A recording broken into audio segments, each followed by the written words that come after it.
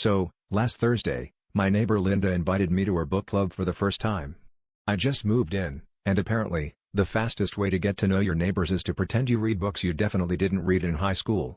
The gathering started off innocently enough, with a lively debate about whether the protagonist in last month's novel was a misunderstood genius or just needed better Wi-Fi. Then Linda, who I'd only ever seen in the wild wielding a garden hose, announced she'd made a special treat for the group, her very own homemade wine. Now, I'm no sommelier, but when someone brings out a bottle with a handwritten label that just says Linda's Liquid Adventure, you know you're about to test the limits of your health insurance. She poured everyone a generous glass, the color of which can only be described as fermented beet juice meets engine coolant. We all exchanged nervous glances, but no one wanted to be the first to chicken out, so we bravely raised our glasses and took a sip. It was immediately clear that Linda's wine was less aged in oak barrels and more aged in an unwashed pickle jar behind the furnace. The flavor profile was complex. Notes of vinegar, undertones of despair, and a finish that made me question every choice that led me to this moment.